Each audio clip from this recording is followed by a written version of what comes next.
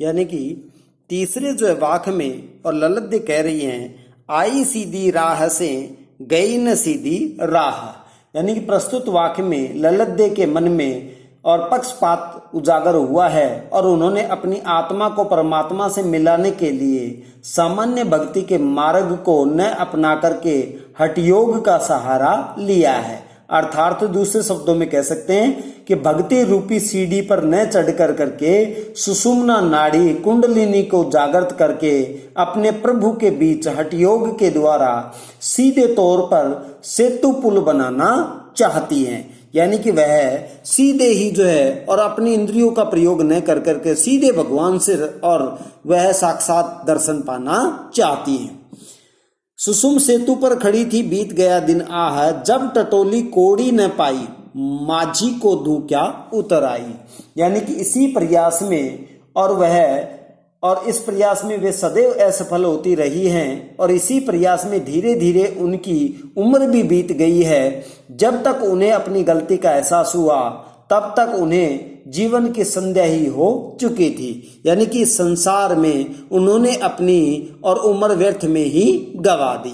यानी कि उन्होंने इस पूरे जो वाक्य में कहा है और पूरी वाणी के माध्यम से कहा है कि जीवन जो है वह छल छदम के सहारे चलता है और मैं भी जो इसी सहारे से जीवन बिता रही थी और मैं भी जो इसी सहारे से भगवान को प्राप्त करना चाहती थी। लेकिन अब मुझे पता चला कि छल और छदम से भगवान की प्राप्ति नहीं होती है और जब तक मैंने इन सब चीजों को जाना तब तक और मेरे जीवन का समय बीत चुका था और समय जाने से और मेरे मन में अब ग्लानि हो रही थी। यानी कि अब पश्चाताप के अलावा मुझे कुछ भी नजर नहीं आ रहा कि किस तरीके से मैं भगवान को अब प्राप्त करूं। तो इसी का वर्णन यहाँ पर किया गया है जिसके माध्यम से और उन्होंने अपने अंदर और हुई पीड़ाओं को व्यक्त किया है। तो हम अगले पद में पढ़ने जा रहे हैं, चौथा नंबर पद है, इसमें पढ़ने जा रहे हैं जिसके बारे में जानेंगे कि ललद्दे ने और क्या जो है कहा है। थल थल में बसता है शिव ही, भेद न कर क्या हिंदू मुसलमान, ज्ञानी है तो स्वयं को जान, वही है साहिब से पहचान। यानी कि थल थल में बसता है शिव ही। यानी कि ललद्दे कह रही हैं कि प्रस्तुत वाक्य में ललद्दे ने ईश्वर को सर्वव्यापी कहते हुए समस्त चराचर में उसका वास बताया है। यानी कि ये कहते हैं कि ईश्वर सभी जगह जो है विराजमान है और वह सर्वव्यापी है और प्रत्येक सजीव और निर्जीव में उसका वास है।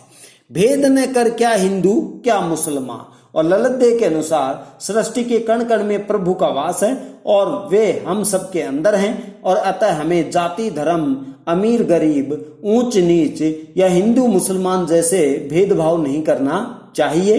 वे कहती हैं ज्ञानी है तो स्वयं को जान, वही है साहिब से पहचान। और वे कहते हैं कि आत्मा का ज्ञान हो गया उसे परमात्मा का स्वतः ज्ञान हो जाता है। उनके अनुसार आत्मज्ञानी परमात्मा से साक्षात्कार कर लेता है और आत्मा में ही परमात्मा का वास होता है। यह ललद्दे ने कहा है कि जब हम स्वयं की पहचान करेंगे तभी हमें जो औरों की पहचान हो जाएगी।